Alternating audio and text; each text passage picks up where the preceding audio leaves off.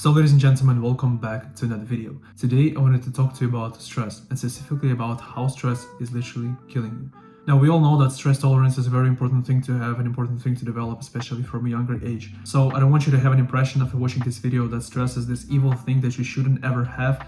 The point of this video is to tell you how excessive amounts of stress, and especially in a longer time scale, can cause different types of problems in your life. Sharing my own experience on that and things that I've developed for myself and the things that I've learned over the past couple of months, which were really stressful for me. Now this video is going to be split into two main parts. Feel free to skip to the second one if you feel that that's something that you will be more interested in for now, if that's something that you're looking for, but it will be the best if you watch the whole thing so that you understand the whole picture. The first part being about why stress is bad for you, and the second part being about the tools and most importantly the behaviors that I've been able to learn for myself to try to avoid as much of unnecessary stress as possible so that you can utilize them and hopefully use it for your own advantage.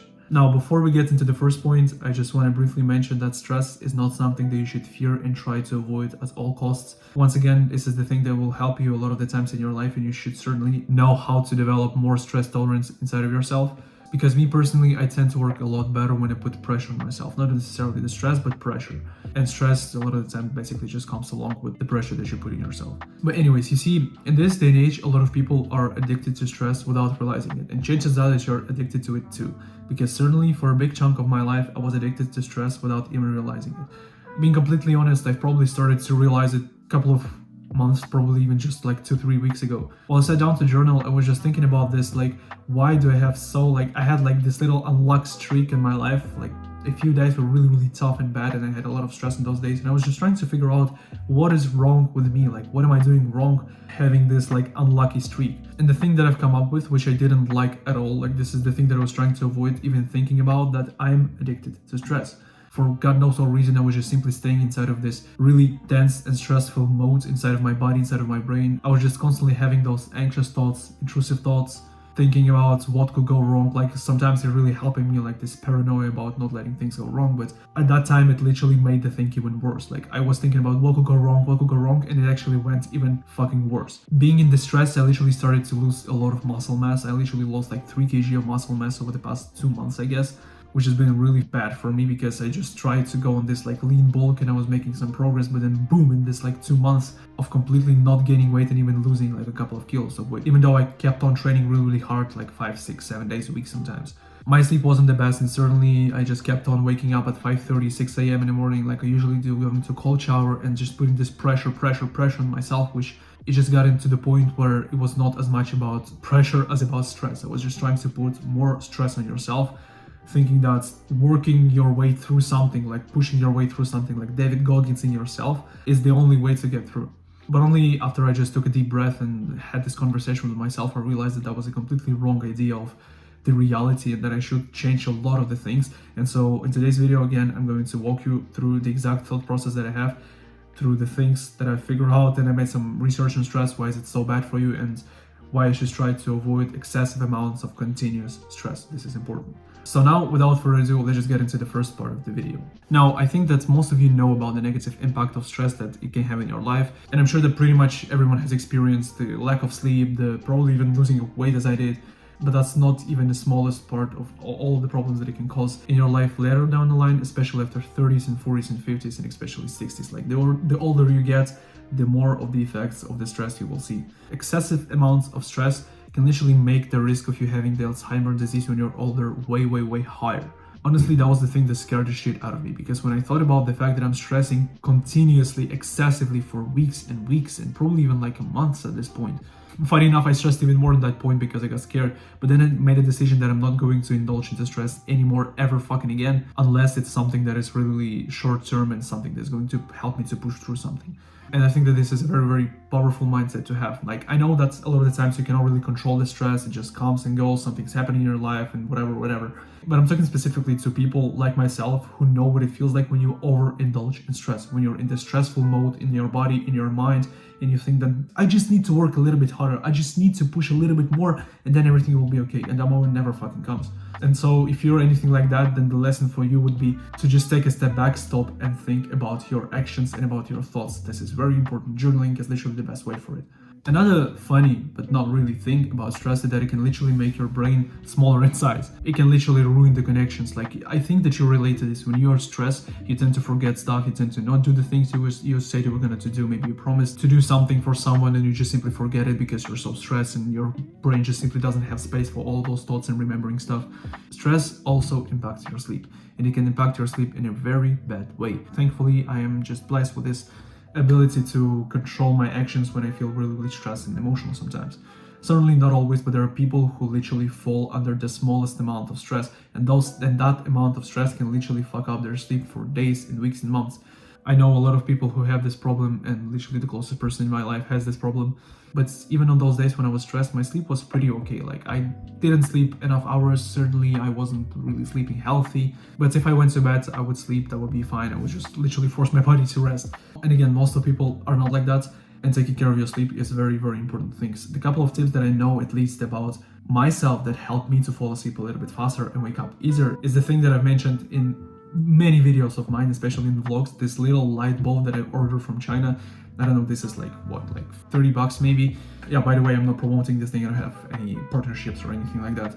This is just a magic thing that's been helping me to wake up. So it basically, the point of this thing is that it lights up before you wake up. So you can set the alarm, like for example 6 a.m. and it's going to start lighting up gradually at 5:30 a.m. so that at 6 a.m. you're like fully awake and it's like a sun rising. So it's a lot easier for you to wake up. It's not really like just pulling you off of this deep sleep like the default iPhone alarm does, for example. Now, this is for waking up. The thing for falling asleep, a lot of people like to take hot showers before they go to bed, and I do that sometimes too, but I don't think that that's the best thing you can do, because for some reason when I sleepy, then I go to the shower, and after the shower I'm not sleepy at all. But that might be just me. Another thing for you to falling asleep, and it's literally the best thing that you can think of when it comes to telling your body and your brain that it's time to sleep, because I live in Scandinavia and in winter it's really dark outside, like basically the whole time. In the morning when I go to school it's dark, then I come back home, it's dark again, so there's basically no signaling to my eyes, to my brain, that this is day or this is night. And so what I do is basically early in the morning I try to have as much of bright light as possible and to fall asleep, as I said. Before night I wear blue blockers, not like the orange ones or like some fancy ones, but just simple blue blocking glasses. Like whatever you can find is basically going to be okay for you. I noticed that if I turn the light the opposite way from the blue light, which is red, I have those LED strips, you can see behind me it's purple right now, but I turn it red before I go to sleep, and I wear blue blockers. And even if I sit and work, I have this yellow screen on my PC, so it's quite nice and it makes me really sleepy. So the second thing that stress is bad for is testosterone. And if you're a man watching this video, then please stop stressing, because again, I lost a lot of muscle mass because of stressing, and a huge reason of that is because I literally had less testosterone producing because of stressing itself and because of the consequences of stress, such as sleep, as I mentioned before. I didn't have enough appetite, and so I didn't eat enough, and so all of that compounds and it literally ruins your testosterone levels, which is the most important part for you as a man. Now, I did not take any tests, but I just literally can notice when my body feels bad and I feel less of a man, and it just simply didn't feel the way I should feel, if you know what I'm talking about. I'm sure that a lot of guys will relate to this. Now, as a conclusion of the first part of the video, we can understand that stress is literally fucking horrible for your health, and you should avoid excessive amounts at all costs, and not be like those people that you see in a bus every single day that are overworked, that hate their life, and that are constantly stressed and addicted to it, trying to relieve their pain with those cheap dopamines like junk food and porn and whatever the fuck. And on that note, let's move on to the second part of the video. So here are some practical steps that you can utilize and start doing literally today or after you're done watching this video for you to stress a little bit less. And the thing that you have to make the non-negotiables, even if you're in the spirit of stress and maybe you're going through some hard stuff in your life, and even if that is the case, you should make the best effort you can to stick to those rules. Now, the first rule is not getting addicted to stress. You see, the stress is the thing that can push you to do hard things, and it's something that can push you to some kind of breaking points in your life, and a lot of the time it does so. But that being said, you should not be getting addicted to it. Getting addicted to stress is really not the best thing you can do, because you can just simply end up falling inside of it so deep that it's really hard to get out, and your life just becomes this constant stress cube. I don't know how to explain this, but you just get stuck into these four walls of stress, not able to think clearly, which is the worst thing. Now, you know that when you're in stress, you get really defensive and you get really aggressive. You throw arguments back at people that sell something to you. You don't even want to hear other people's opinions a lot of the times. It's like you're just about to cry every moment and nothing really goes your way, and it's really disgusting to be in that state, but kind of you just get addicted to it. I don't know for what reason that works for humans, but I think that is the case. Now the second rule is physiological, and it splits into 3 main parts, and if you get all of them in order, you will avoid most of the problems that stress can cause when it comes to your body and basically health overall. And those things are sleep, training, and eating. That's really important. Training is something that I've never slacked on, sleep is something that I didn't look after, and food is something that I didn't look after at all. I was just simply not eating enough. I know that there are basically 2 kinds of people, I think. Those who don't eat when they're stressed, and those who eat a lot of junk food when they're stressed. And both of those scenarios are really bad for you. You should eat enough of the right foods every single day, and that should be your non-negotiable, as well as sleep and as well as training really hard, at least 3 to 4 times a week. And if there's one thing that can help you the most, is literally you can just forget about everything that you've ever heard, everything that I've said. Just make sure that those 3 are in order in your life, and you will be better off than 90% of people. Now the third rule is doing some kind of self-reflection regularly. That can be journaling, that can be meditation probably, because for me it's a non-negotiable. But journaling and self-reflection and those conversations with yourself are really important, guys, trust me. If you sit down with a piece of paper and a pen for 30 minutes, for an hour, at least once a week, preferably like 10-15 minutes every day. But I'm gonna be honest, I don't really do that every day. If you manage to realize what the problem is, and half of the solution of the problem is just knowing what that problem is. And if you manage to write it down on a piece of paper and see it, it's just basically going to be stored. That first of all, you're just not going to be storing that amount of information and that many thoughts inside of your brain. And secondly, you're going to be able to see what the problem is and probably come up with a solution. And not only that, there are numerous benefits for journaling, and as I said at the beginning of this video, this is something that has literally reversed the trend inside of me of the constant stress and not being able to get out of it. Because after me sitting there and having this like conversation with myself with a piece of paper and a pen, I don't know, literally everything changed. Now the last rule is keeping your space clean and organized. This is probably not something they would expect in the video about stress and avoiding it, but talking from my perspective, when I have shit at home, my brain doesn't work and I get stressed out more easily and I just get more aggressive overall. So I prefer to keep my things organized and my basically shit together all the time.